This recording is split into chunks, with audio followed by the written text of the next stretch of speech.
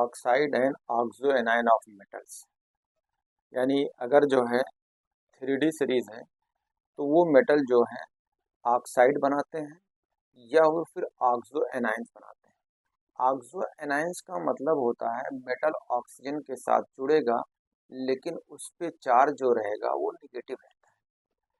अब अगर देखा जाए तो जो भी आपके पास मेटल हैं 3D वाले, वो रिएक्शंस करते हैं ऑक्सीजन से और हाई टेम्परेचर पे और ऑक्साइड बनाते हैं।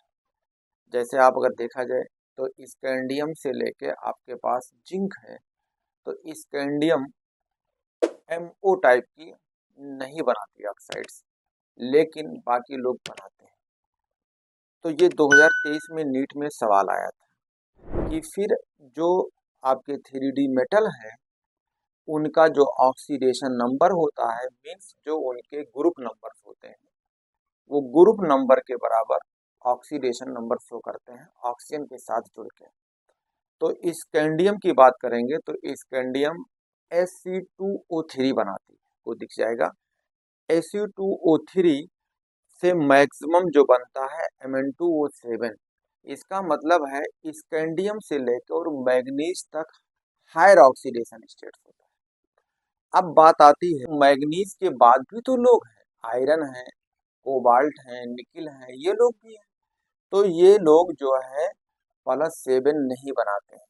इसका मतलब है ये जो इनके ग्रुप नंबर हैं उनके बराबर ऑक्सीडेशन शो नहीं करते हैं। आयरन की बात हम करेंगे तो आयरन बनाती है Fe2O3। तो इसका मतलब है मैग्नीज तक +7 बनाते हैं, उसके बाद आपके जो ग्रुप नंबर है उनके बराबर नहीं बनते हैं। आयरन जो बनाती है वो Fe2O3 बनती है। अब आती है बात कि ऑक्साइड के अलावा, यानी इसको बोलते हैं बिसाइड ऑफ ऑक्साइड्स, ऑक्साइड के अलावा ऑक्सो कैटायन भी बनाते हैं। जैसे आप बता सकते हैं BO2+ है, तो बेरिलियम का यहाँ पे अगर आप देखेंगे तो 5 ऑक्सीडेशन नंबर है। ऐसे बेरिलियम BO+2 बनाती है तो बेरिलियम का ऑक्सीडेशन नंबर 4 होता है। ऐसे अगर टी की बात करते हैं TI की, तो TiO+2 है, इसका मतलब Ti+4 बनाती है।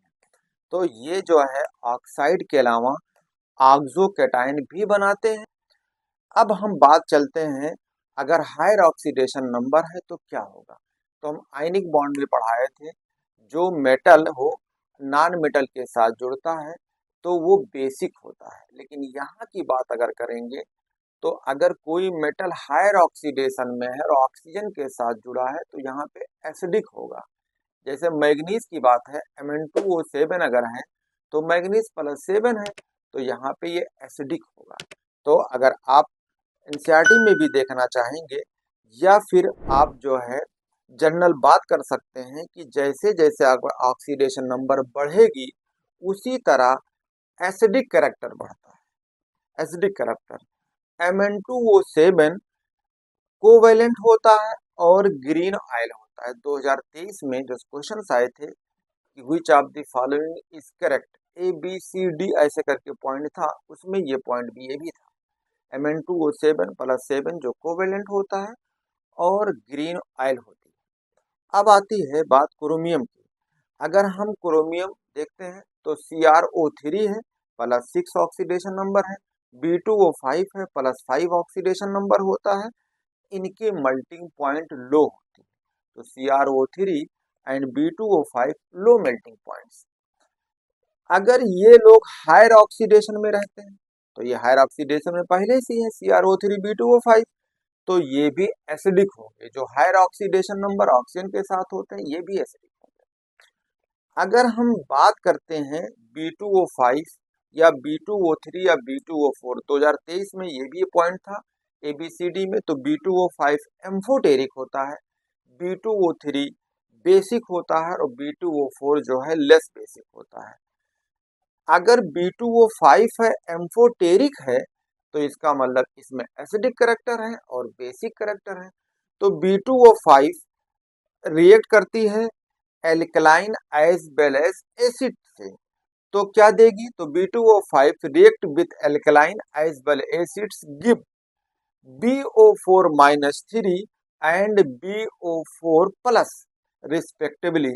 ये भी पॉइंट 2023 में कोई नीट में आया था। अब आती है बात कि B2O4 अगर हम डिजॉल्व करते हैं एसिड में, तो B2O4 dissolve in acid to give BO+2 salts. अब बात आती है क्रोमियम अगर CrO है, तो CrO अगर क्रोमियम+2 में है तो बेसिक होता है, और Cr2O3 ये एम्फोटेरिक होता है।